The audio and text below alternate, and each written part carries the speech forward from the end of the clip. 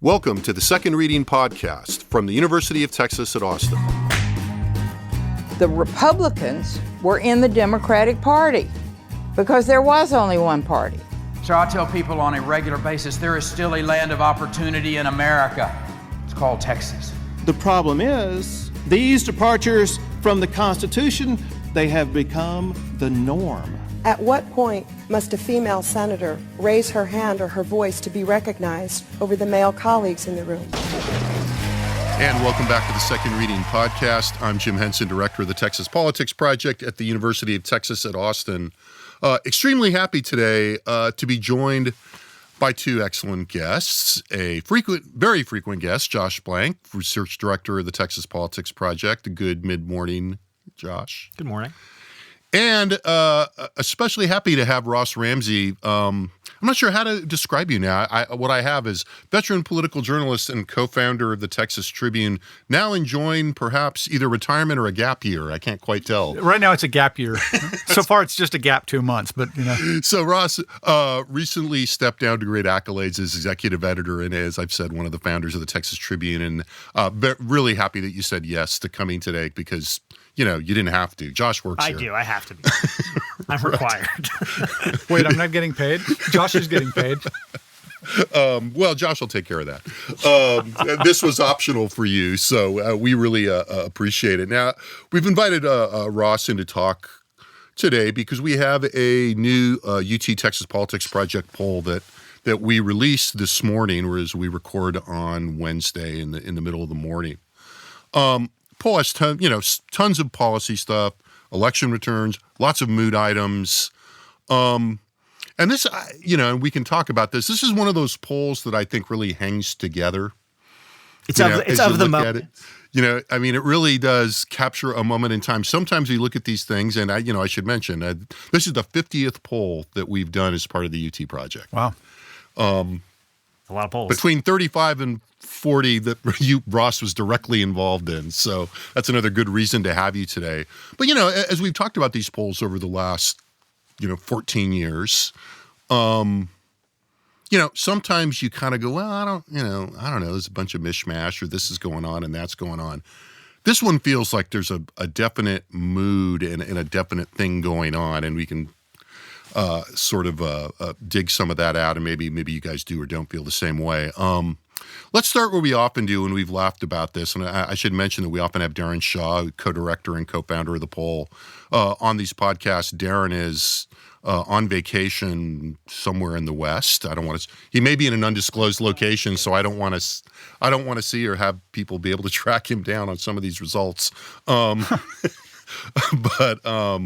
So that's why Darren is not here today. But let's start at least briefly with the election stuff before we get to the policy stuff. So, Josh, why don't you start us off and give us kind of an overview of the main trial ballots and the election stuff? Yeah, sure. So what we found in the June poll was, top of the ticket, Greg Abbott's a leading Beto O'Rourke among registered voters. We say registered voters here. So 4 months out from the election, 45% to 39%.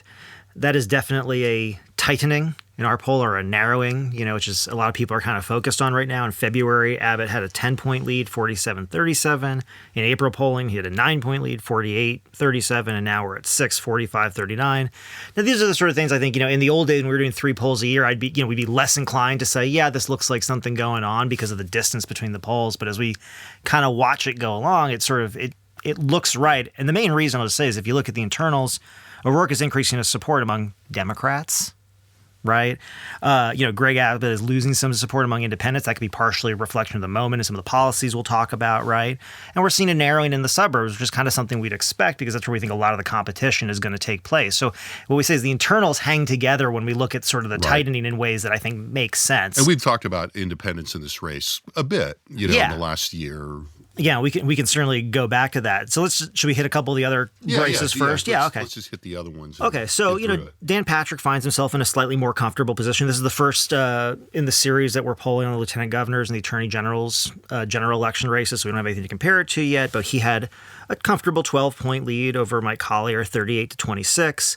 The AG race is unsurprisingly a little bit tighter. Ken Paxton has an 8-point lead over Rochelle Garza, 37% to 29%. I think that's sort of something that, again, makes sense in the context of Ken Paxton's, long turn in the spotlight, and I think Rochelle Garza's kind of positioning in the moment around abortion rights and all that kind of stuff. But still, and we didn't do the fave unfave for all the candidates this time as we did during the primaries. But Rochelle Garza's still not widely known. Almost certainly not. I mean, the main sort of differentiating point I think that we should just sort of point out here is, was only 10% of registered voters said that they didn't have an opinion or hadn't thought enough about the governor's race to offer an opinion. It was about a quarter of voters in both the attorney general's race and the lieutenant governor's race. And we know from our polling that was done just recently that it's very unlikely that even half the electorate has an opinion of who Rochelle Garza is at this point, just to be fair. That's more of Ken Paxton versus not Ken Paxton. That's 100% more of Ken Paxton's with a little effect dash on the of ticket. Republican versus Democrat. A little dash, yes, exactly. So Ross, you've seen a lot of these election polls and you've seen a lot of races in Texas. Anything sticking out to you on this? No, I mean, the Republicans are pretty persistent. And if you go all the way down to the generic races for Congress and for the legislature, you see, numbers that sort of fit in this general scheme. The Republicans are 6 to 12 points ahead. And we're, several months out. One of the things I did look at, we haven't quite got to it yet, but when you look at favorable, unfavorable ratings for people like Greg Abbott and Dan Patrick in the June polls of election years going back, since you've done so many polls, you can go back and see that there's often this sort of moment when their numbers get a little shaky. It's like the voters are locked in. I'm for these incumbents, and then we get to about a half year out from an election and they go, well, let's go shopping a little bit. And they generally, in Texas in the last 20 years, certainly have come home. A couple of exceptions, but they've come home. I don't know what'll happen this time, but you're clearly, if you're looking at the shifts in their numbers of favorable, unfavorable, there's some reconsideration of the incumbents. And even with that, they maintain their leads, it looks like. Yeah, that's like a direct political science kind of observation, actually, which they call like enlightened partisanship. And the idea is if you're listening to this podcast, like, your partisanship is accessible to you. It might even be like, something that's pretty like close to the surface. Core identity. But I think, there's something that, a stat that's been going around a lot lately that I think kind of is a good example, which is, if you look at political Twitter a lot and think, oh my God, this is the world. It's like, yeah, except like 80% of adults have never tweeted in their lives. Right. And similarly, most people, are kind of going around and dealing with other stuff. Their allegiance to like their football team or, their college alma mater might be higher than their party. But then as the summer kind of rolls on and we start to get into campaign seasons, part of what they say is like, this is the job of the campaigns to remind people like, oh, you're a Republican because of this. Right. These are the things we agree on and these are the things you don't agree with Democrats on and vice versa. So you start to see that kind of thing happen. And I think, what the only thing that I think is interesting in this moment is Republicans always have a certain advantage at that in this state because of their monopoly on all the offices. Abbott can go and have a press conference and remind you, right? Right. It's a lot harder for O'Rourke, which is why I think part of what you're seeing again in this poll, to the extent that O'Rourke is kind of coming, back into the picture a little bit more, is the Democrats. Right. The people that he's kind of competing for, who he might have, a chance with, are starting to pay a little bit more attention, but it's still a long ways. Well, and the other thing I would note here is that, to some extent over the last 2 or 3 months, events have conspired against incumbents. That's one way to put it. Well, if you talk about inflation, I'm sure it feels that way to them. Well, yeah, I'm sure it does. I mean, if you talk about inflation, you can see the deterioration of support for both Republicans and Democrats. If you're in office, you were there and you're to blame. And as there were pretty, interesting similarities between what happened to like a Greg Abbott and to a Joe Biden. And as voters became increasingly concerned about the economy, about inflation, about other things like that, you can see them kind of, looking over the tops of their glasses at the incumbents, and you see it in their numbers. Well, I'm sorry, I just want to, it's really interesting because we can go into the mood stuff because I think that's a big let's part do of that. this. I mean, I think that's where I was going to go. I just want to jump. We can come back to this, but we have an issue approval battery for Biden and Abbott, and what's really interesting to me is that Abbott's overall approval rating on the economy okay. I mean, nobody's approval ratings are great. Let's just say that right now. I mean, the best you can kind of hope for is ambivalence here for the most We're part. going to grade on the curve here. Yeah, Biden is net negative on all issues, and Abbott is only barely net positive on, I think, 2 or 3. On 2 or 3. And the thing is one of his better issues is the economy, but one of his worst issues is inflation and prices. Right. And so, I mean, the whole kind of, definitionally how that gets mobilized, and this sort of gets to another set of results, which I think I guess we'll go to now, which is the overall mood, which is remarkably, remarkably poor. And it's like, I think we've sort of we've backed into this whole sense of like, what is unifying in this poll? And it is, job approval ratings for anybody that's elected to anything is down, some much more than others, which we'll touch on. But also the what we have thought of as our general mood indicators are just, for this poll, again, after 14 years, historically negative. I mean, Texas wrong track is 59, right track 31, wrong track 59 for the state. 59, highest negative number we've seen in our polling. But to balance that, to your point, Ross, the U.S. right track, wrong direction is even worse. Yeah. 16 right, 76 wrong direction. National economy, asking people whether the national economy is better or worse than a year ago, 73% say that it's worse. Texas economy, well more than half, 58% say it's worse. People's home economic situation, 53% say it's worse than it was a year ago, and on and on. And and the thing is that just to add to this, there's something kind of important here, which is these are also big upticks since April. I mean, this isn't as though this was like, we've been kind of, I mean, as you said, sometimes you do a million of these polls, and sometimes, we're kind of talking, you're in the situation of like, no, this is interesting. Like, really? Because it didn't change. And people like Ross look at me like, yeah, sure. But in this case, we're talking, I mean, just for example, the country wrong track number, 76%, that's up 10 points over April. I mean, this is not a long period. This is where I was going, it's a external factor. The news has been terrible. And all of the things that, the atmosphere has soured considerably in the last 10 or 12 weeks, since that April poll came back in. And you can see it in these numbers. And you can see it not only in the concerns that they have, their most important issues, but certainly in how they're feeling about all these incumbents. Well, back in August, Ross, you and I were I can't remember who. I think I was calling the outlook dour and you were calling it sour. And that's when the Texas track was at 52 wrong track. Right, which was that point was a record. Just as an aside. I mean, that was a record then. So, I mean, I think the question then becomes, how much does a national environment and mood and economy that is sort of anti-big D Democrat, does it become anti-incumbent at some point is sort of the question. I mean, if you keep going in this direction at some point, it's hard to be sitting there at the top of the tick and say, I mean, in Abbott's case, Joe Biden has been in office for 18 months, parentheses, I've been in office for 90. And somehow, everything that's going on in Texas is his fault.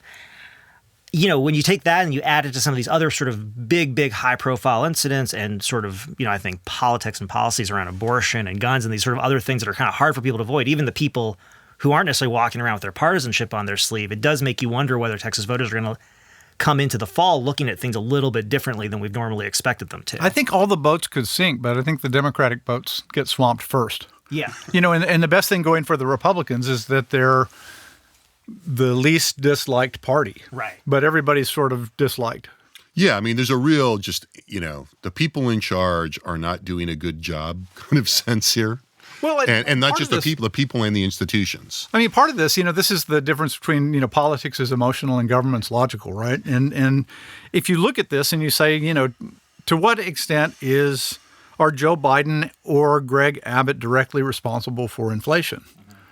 Well, it's a little bit mixed, the easy example of this is, everybody gets mad at incumbent presidents when gasoline prices go up. If incumbent presidents really controlled gasoline prices would never go up.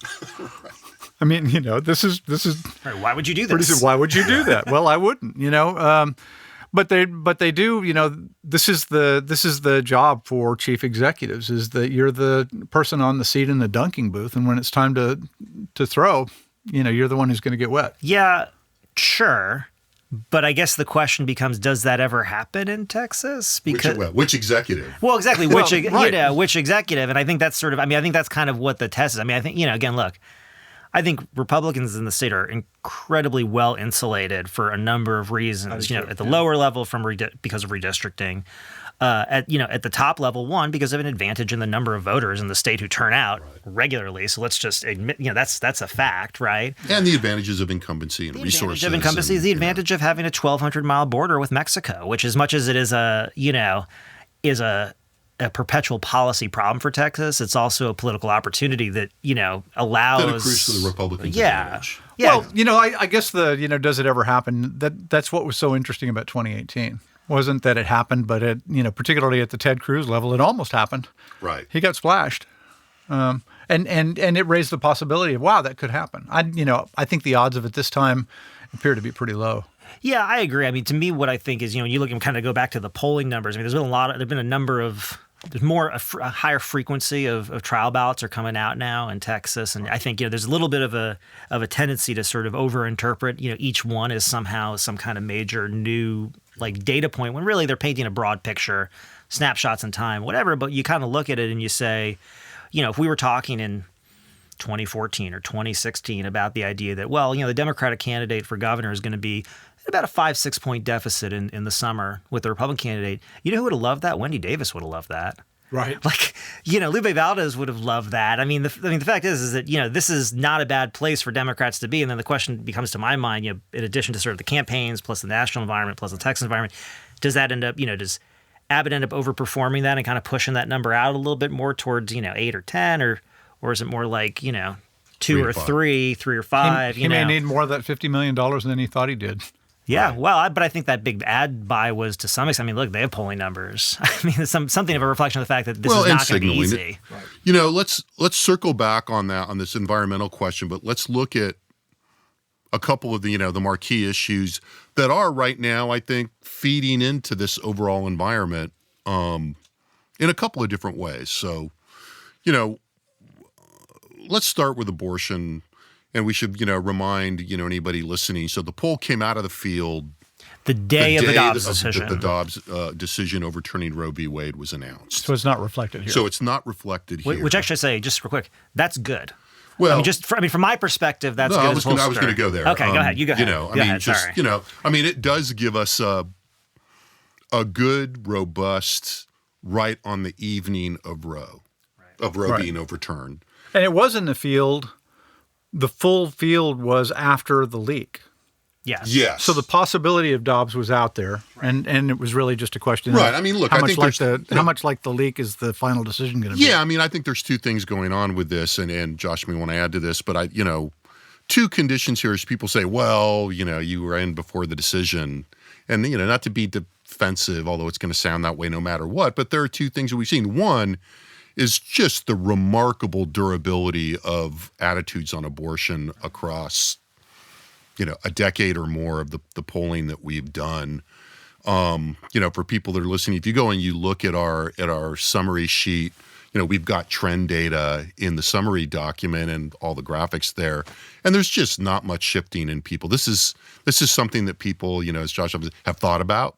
And Darren, everybody kind of says this, I guess, but people thought about this. To me. There's not a ton of people that go, "Oh, abortion. I haven't really thought about that lately," as an attitude. And then the other, is the piece that you raised, Ross, which is that abortion was a pretty live issue, and there was a lot of anticipation of the Supreme Court decision. And a lot of anticipation of what it was going to be. Now, we didn't know that leaked draft was going to be necessarily the final decision, but it telegraphed what was happening. Yeah, and fundamentally, the situation on the ground in Texas has not shifted overwhelming. I'm saying, it has shifted dramatically in some senses, but in terms of the legal landscape for obtaining a legal abortion in Texas, I mean, really, the state went from very little access to no access. Right. And so, I mean, ultimately, a lot of that, to your point, too, we had a large discussion around abortion during the legislative session and the special sessions and moving on. So, this has been in the air. And clinics closing. We were already, there was already a lot of media coverage and a lot of people in the situation experiencing the impact of, access to abortion in the state being severely cut back. And just to lay it out, I mean, in the run out to this. But so what? Yeah, talk a little bit then about what we got. And there's a reason why, just to make a point here, it's kind of we talk about sometimes it's like, well, if you find a result and it's 90-10, and people say, well, what about the subgroups? It's like, yeah, they're mostly about 90-10. Because you can't really have a bunch of jumping around, right? And it's kind of, I mean, I think, abortion, again, at the top level, I mean, there's a certain aspect of that, which is that, what we found in this most recent survey is that, asked across sort of a very, very generic set of circumstances. And Jim spoke, I think, in a previous podcast recently about the problems with this question, but it does provide us with a certain amount of time series here. Only 15% of Texans said that abortion should never be permitted. And this is very consistent. That includes 23% of Republicans, also very consistent. That number may be just slightly high, actually, on the overall time series. Then we asked basically about the trigger law in Texas, and what we found is that only 37% of Texans supported the trigger law that automatically bans abortion in the state if the Supreme Court overturns Roe v. Wade. 54% oppose it. We've asked this 5 times between April of last year and now. We've had at least 53% opposition each time, no more than 37% support.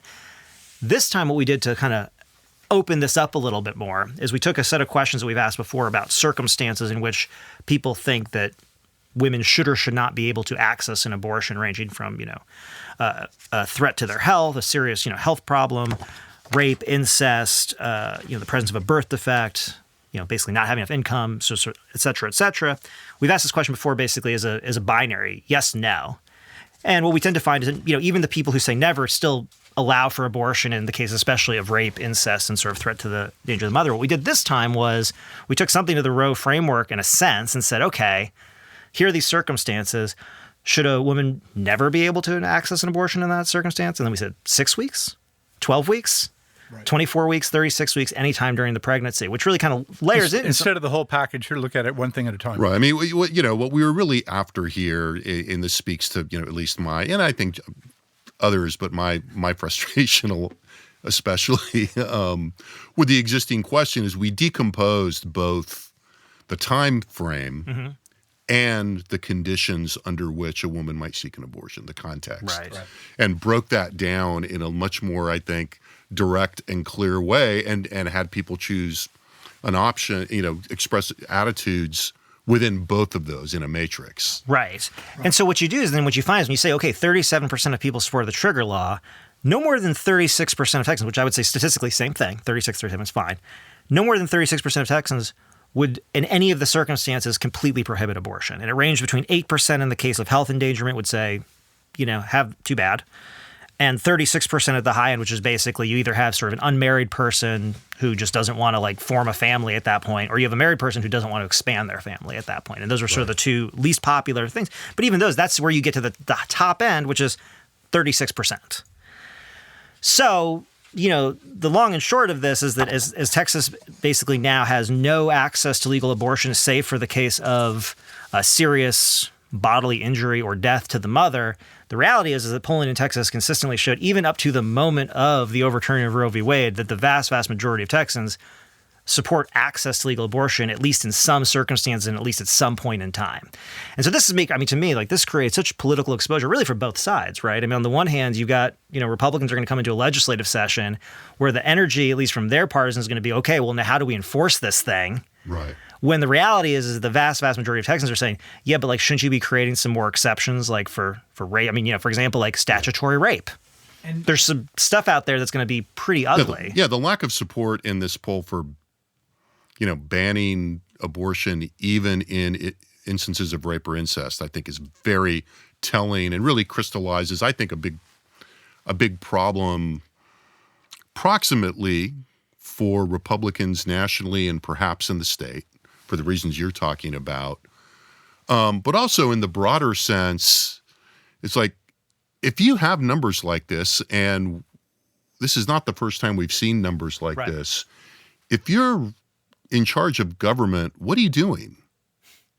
Well, and if you're the Supreme Court, you get to do whatever you want, but that doesn't really answer the question if you're a legislator and if you're now operating in the environment that the Supreme Court has now created, where it's up to you as a state legislator to sort this out. Right. Well, the Supremes didn't do policy; they did law, right? Right. And we could argue that over whiskey, and that'd be fun, but. But it's now down to the legislatures to do policy. And you do all of these numbers that you're talking about, and you look at all of these results line by line. What about this situation, this situation, this situation? And you get a set of answers. And then you ask the question in the poll, do you support or oppose automatically banning all abortions if the Supreme Court overturns Roe v. Wade? And 37% say sure.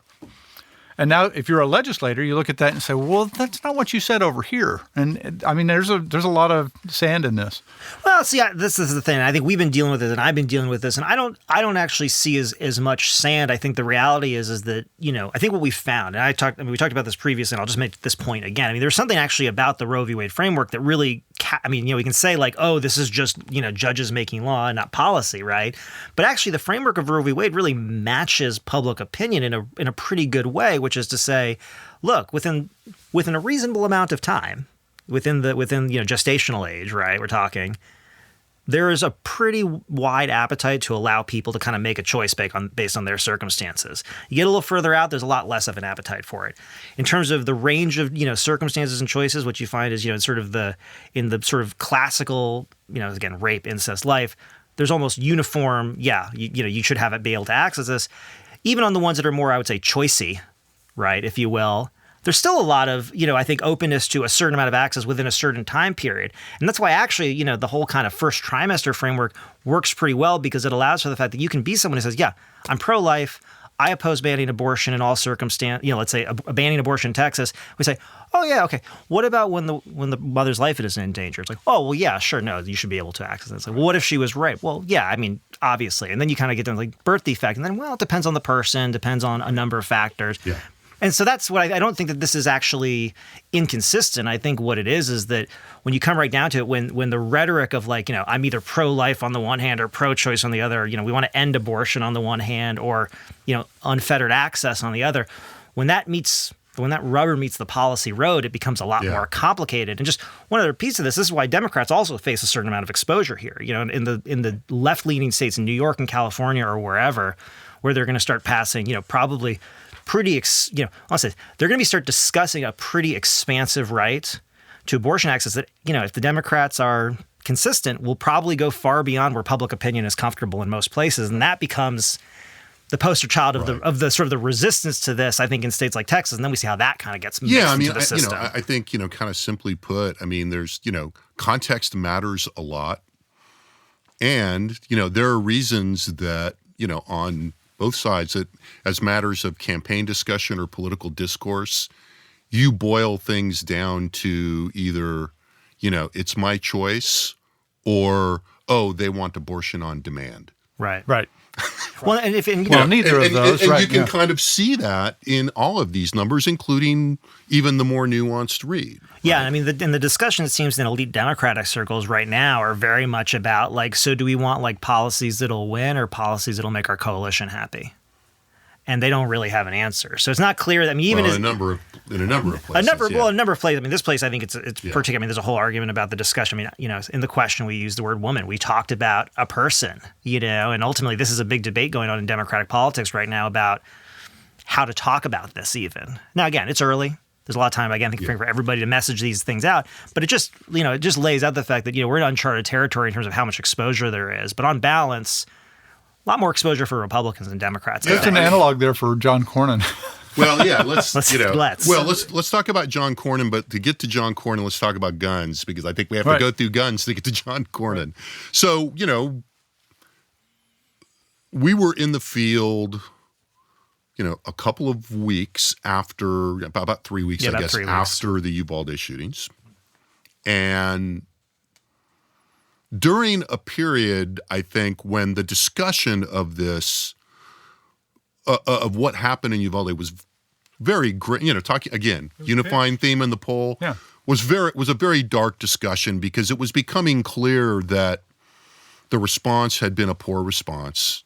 And much of the political response, you know, to my mind, and this was a good time for you to be sort of out of the game, Ross. I mean, I went and sat through one of those Senate hearings and watched a lot of them, and it was dispiriting to watch the political class try to, quote unquote, I'm doing air quotes here in the studio, try to handle and respond to the issue. Right. Because there was a lot of just casting about for blame and, in terms of who was going to have to take responsibility, and a lot of redirection based on on partisan politics and, bending over backwards to not talk about access to guns in a way that I don't see how performative irresponsibility. I just don't see how you could not see that as just, the most intellectually dishonest approach to this that one could possibly imagine.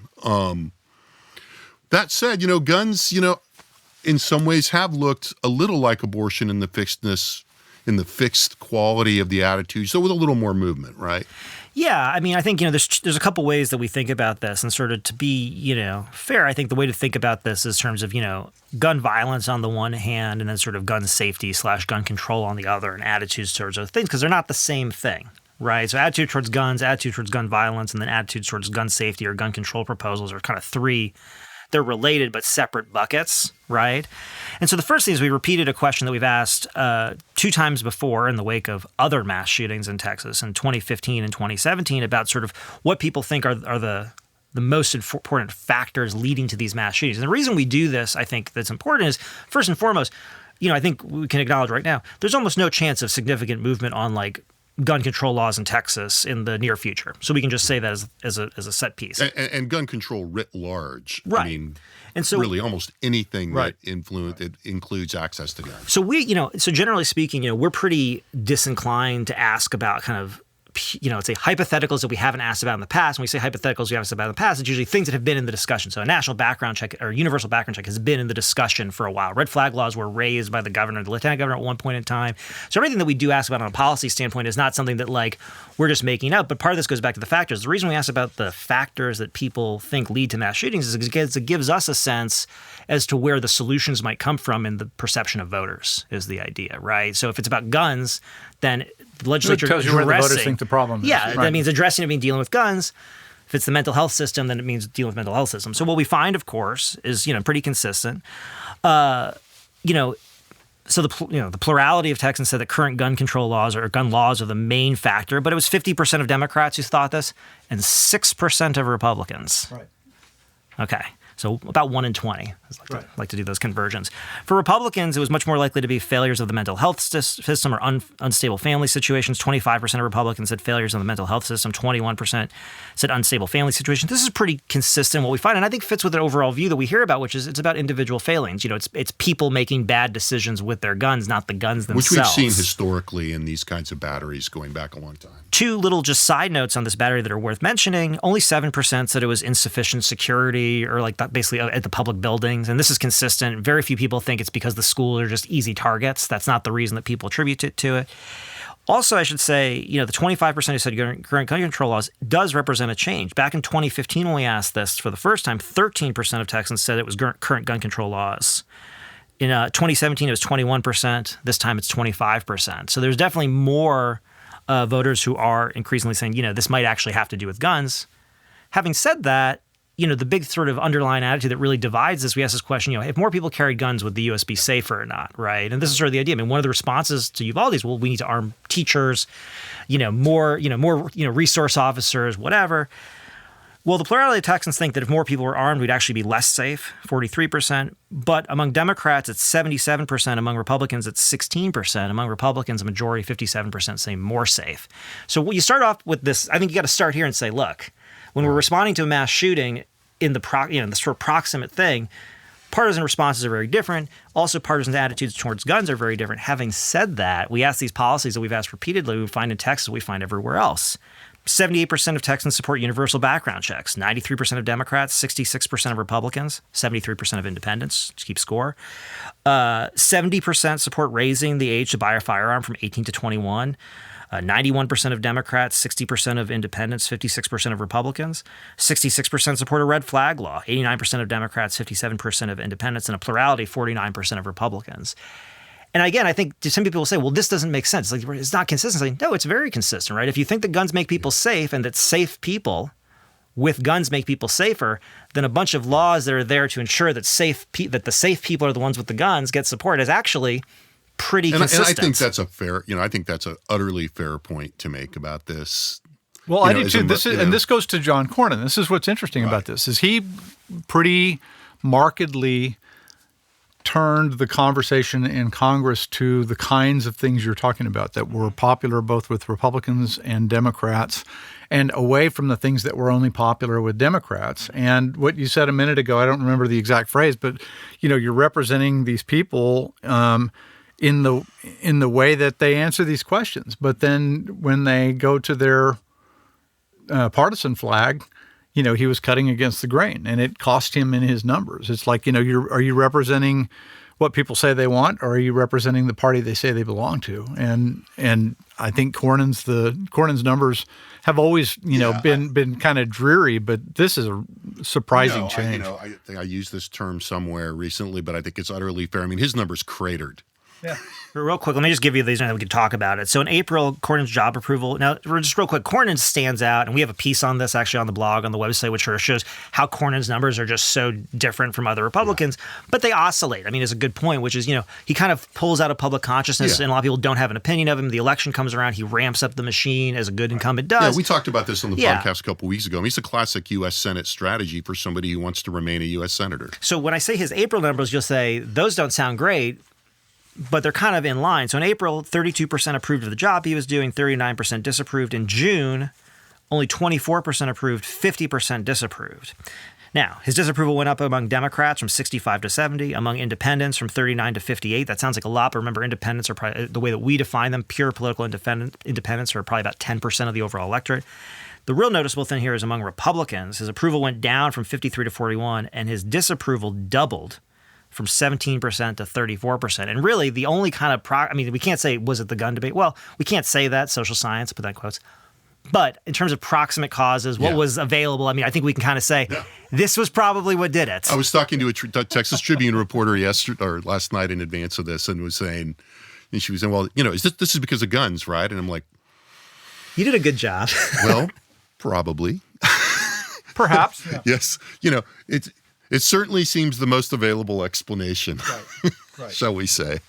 So your point about this, Ross. Well, it's just one of those things where you look at if you were a non-politically tuned policy person, you would look at these things and say, Cornyn's doing a pretty good job of following the numbers here. But if you're politically tuned, it was clearly discordant at best. Well, I think Josh said, as you were going through those numbers, his numbers went down in every group. Right. Right. So, they, for their various reasons, which is why your reply to that Trib reporter was right. It's just sort of like probably. But there's a lot of other stuff here. What are you doing talking to Murphy? What are you doing working with those guys? I'm going to, one of the things that we say all the time is, don't the common thing is over-interpreting poll data. I'm about to do that. Okay, get ready, everybody.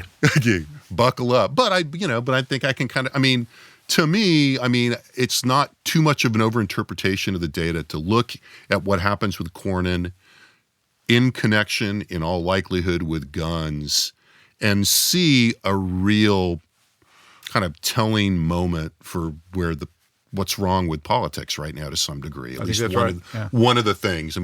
Here's a guy who takes a real institutional strategy.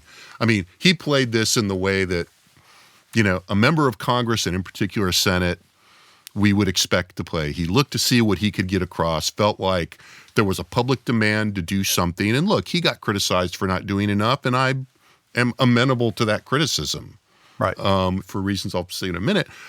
But, this is like an institutional guy, and he just got pilloried for it. Now, look, you can criticize him that he did this, he took the hits, because this is about his ambition to be leader. I would say Senate leader, right. To succeed Mitch McConnell, or Republican leader in the Senate. But I would also argue that, if you're going to take a hit on this anyway, why not exercise a little bit more leadership and be a little less risky and push it a little harder? Now, well, he would say, go find me the votes, that's what dude. I was thinking. Right? Find me the votes, dude. And, and that utterly fair. Well, as a matter of politics inside Congress, he did exactly what you would want a leader to incentives. do. I mean, he did what the other members would want a leader to do. He was the one who caught all the javelins that were coming in, and he got a bill out of there that virtually, passed the Senate with very few no's, and made it safe for all the other people to vote. That's what you do if you're a speaker or a leader or something like that. So it probably played pretty well for him. He's got the advantage of not being on the ballot this year. Yeah, and for a couple of years still. Right. So, and in that sense, we talked about this in the last podcast. We talked about Cornyn a couple of weeks ago. That's a classic U.S. That's like how a U.S. senator's job description. It's how it's the design. If he was on the 2022 ballot, he would not have been in the lead position on that. Let's just. Nobody would have expected him. Nobody would have expected it. And for all the hit he took in this poll, and I presume other polls too. He played, he's on the right part of the calendar, and he played the inside game very well. The outside game took a little bit of a hit, but he's got time to recover. I follow up on Jim's point. I think it does speak to sort of the dysfunction and kind of what we think of as like the overall feedback loop of democracy, right? Cornyn really did thread the needle in a way that he could go to Democrats and say, look, I know this isn't what you want, but look at all the things that it is. And he could go to Republicans and say, look at all the things that it isn't. Right. Yeah. This should be okay with you guys. Which is classic. And everybody said, basically put up their middle fingers and said, get out of here. Right. That's kind of been the response he's received for that. But to me, the thing that's scary is that, someone who says public opinion and somebody say, look, it's overwhelming. These are pretty obvious. We went down the numbers. Like, there's nothing he did here that was like so out of bounds. And if anything, the vast majority of it was really in the Republican desired policies response around mental health. When you look at where that money was going, a lot of it was going to, schools, mental health, that kind of stuff. And the reality is like, if you're someone else out there thinking, okay, let's try to figure out how to compromise, just pick an issue. Is it worth it? Well, I'm curious, I haven't seen anything. I don't know if you guys have. I'd be curious to see what Chris Murphy's polling did coming from the other direction. Mm-hmm. People said, you didn't do anything, Right. Because they both came out and said, this is the narrow band in the middle. We can get done. I think that's a really good good question, and we should look that up. I am interested. Just in response to that, just as long as we're just going to guess things, go through his head. I would think that there's something here about this kind of issue setup that probably advantages someone like Murphy versus Cornyn, right? Which is just to say that it's kind of like immigration. It's like you can fight the fight. Ultimately the issue's still out there. He's still fighting the fight. He was still the leader on the Democratic side to even try to get anything through a Senate that nothing can get through. And so to kind of in that sense, it's like by not solving the issue, it's still out there to be solved. So I don't see that. He's also the Democrat who agreed to take a bunch of Democratic issues off the table and did it publicly enough that he was catching javelins for his members. I'm just curious. It would be interesting, but I think Murphy's number is good or bad. There's an underlying. There's something beneath this that is really just sort of not good about where we are because. Right. Look, objectively, the bill that came out, and this, other people will disagree. And look, many of the gun rights groups or the gun safety groups rallied around the bill, which I think they needed to do for tactical reasons. I get it. Personally, I'm not very impressed with what the bill does. It's pretty weak sauce. Right. I think there was a lot of, and I was frustrated with a lot of the media coverage. If you could call this literally historic, right. I suppose, because... Well, it's historic in the sense that the Do Nothing Congress did something. Yeah, right. That a paralyzed institution managed to do something. But, this is gross. But, if I'm paralyzed and I manage to wiggle my toe, but that's all I can do, I'm still paralyzed. So, on that note, what else? I'm curious what else. I want to start with you, Ross. What else stuck out in the poll? We've covered a lot of ground. But just a couple of things, just sort of general comments. We talked before we started recording about the persistence of certain issues. And, things fade pretty quickly. We saw it in the Ukraine numbers in this, where people are very concerned about something while it's in the headlines and fresh and new. We've seen this with a number of shootings. We've seen it with police violence. We, have seen it with court rulings, and we're seeing it in Ukraine. And at the same time, some issues remain persistent, So inflation is the one that's rising right now. And inflation and the economy show up in people's listing of most important problems. And yet, border security and immigration persist in there. They're, combined, those are still the top items. So, you get some fluctuations like this. And I think in an election year, this is what can be misleading about a June poll when you're thinking about a November election is we don't know what we're going to be thinking about in October. So, that's one thing. And the other one, and this has been a thing of mine for a long time. I'm always interested in polls, and these polls have consistently done it, that show the difference between sort of the logical underpinning of people's ideas about policy and the emotional underpinning of their feeling about partisanship. So you see something where they say, well, I like this and I like that and I like the other thing. And if you let them choose on a cafeteria plan, they basically, the voters in a poll, write a bill the legislature would never pass. But when you ask them about a straight up question, are you pro-choice or pro-life, they snap back into their emotional party positions. And just, for me, one of the most useful ways to analyze this stuff is to say, okay, are we talking with our brain or our heart here? And they're talking with both. Yeah, I think there's a lot of conflict between the two that's evident in this poll. There's also causing some of the noise. How about you, Josh? What else? I just to follow up on something Ross said, I'll be quick then. I think that's where, for me, that's where you really see some of these things that are kind of hard to square, right? I've kind of gone through, I think, some difficult results that I think are actually easier to square, and I think there's some easy results that are a little bit harder to square. And you look at, for example, and this is where I think, you ask Texans, well, how's the Texas economy? Not good. How's your own personal economic situation? Not good. How are gas prices affecting you? A lot. How are costs of food, housing, all these things affecting you? It's all kind of negative. And then, sort of see ambivalence towards Abbott, but then you gonna, overall, but then you say, well, how's Abbott doing on the economy? And you'd think, and it's like, fine. Republicans say, yeah, he's doing great. Republican governor in charge of the economy. Well, how's he doing on inflation? Not so good. And it's sort of, you kind of say to yourself, and I think this, to your point, this is kind of how you square some of that, where when you say like, 1 + 1 + 1 doesn't equal 3. Right. And you're seeing some of that, and that's kind of this broken piece that kind of Jim is talking about. I think that you're talking about in terms of the partisanship that, at the end of the day, one of the things that I think is really broken, we see this in our polling, for a long time in the time series, is sort of the extent to which evaluations of the economy are filtered through sort of these partisan lenses.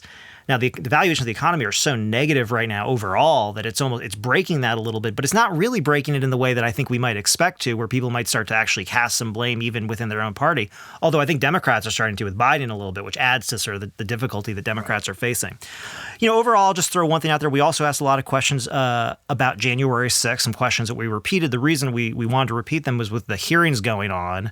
We wanted to see whether these sort of high-profile hearings had any impact on people's views of what happened on January 6th, the legitimacy of Joe Biden's election, and so on. And ultimately, the answer is almost none of those attitudes changed between February and when we polled, I should say. Still time. It was still pretty much right on the heels of those hearings. But the one attitude that did show a pretty significant change was perceptions of future political violence in the U.S., which in February, 54% of Texans expected more political violence in the U.S. in the future. And in June, it was up to 64%, a 10% increase. That was a 6% increase among Democrats, 8% increase among independents, and a 14-point increase among Republicans. So that's one that kind of keeping eyes out for, and I think we'll definitely be repeating on our way to the election to see what happens. Yeah, I probably would have gone a little bit in that direction, but I think, this has been a great conversation, and for me, in terms of a lot of things that we've been talking about over the last several months, and stretching back to when you were still on the clock, Ross. But the way that you both just talked about that really crystallizes something, and Josh knows I've been in we've had some conversations with some colleagues at UT recently, but there are two things going on simultaneously right now that I think are just really, they're bad as independent things, and they're really bad in conjunction. And that is, on one hand, as Josh is pointing out, we're seeing a real decay in what we've called democratic norms, trust in the system, a sense of allegiance to the basic ground rules that we see in these responses on democracy and how well democracy is working in the country and in the state. We see in these embedded, really deeply now entrenched attitudes about the 2020 election and January 6th.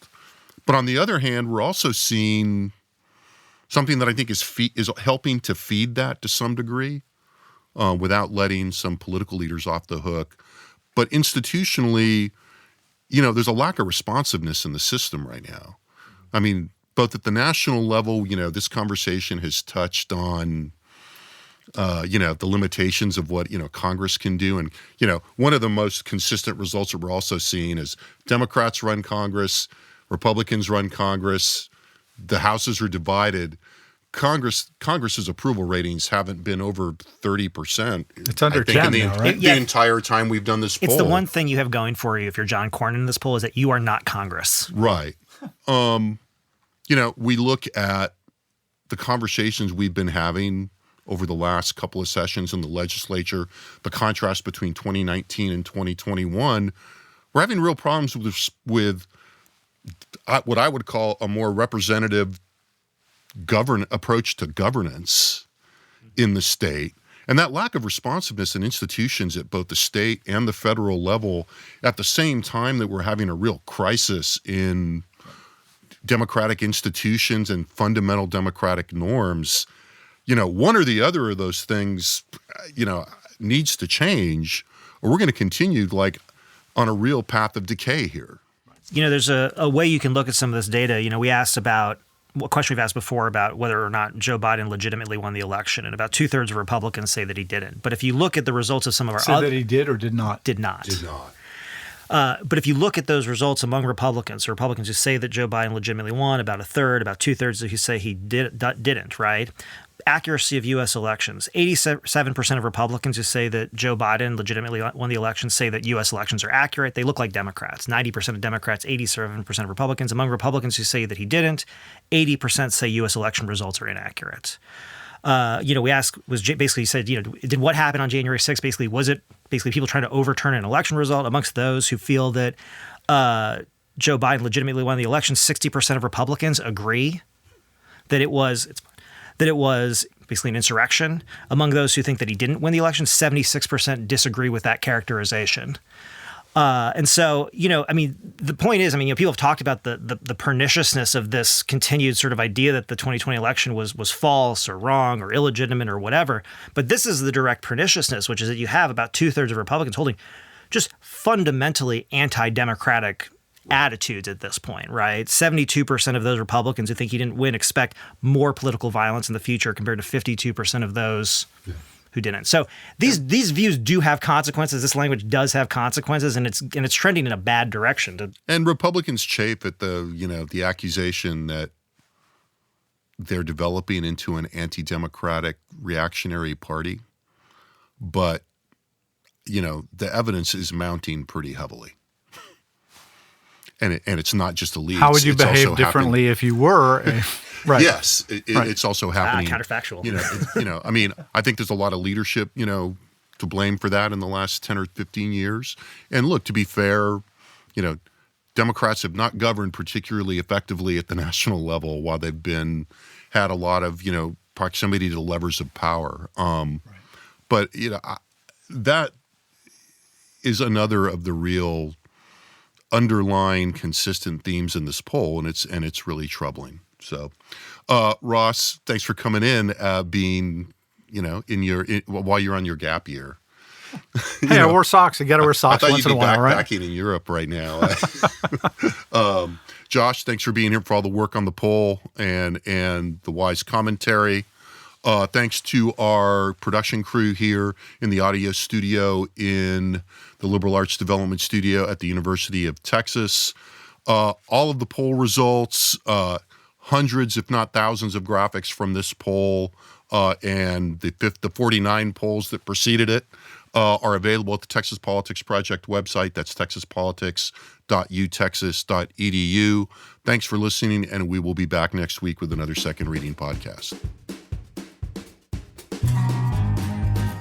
The Second Reading podcast is a production of the Texas Politics Project at the University of Texas at Austin.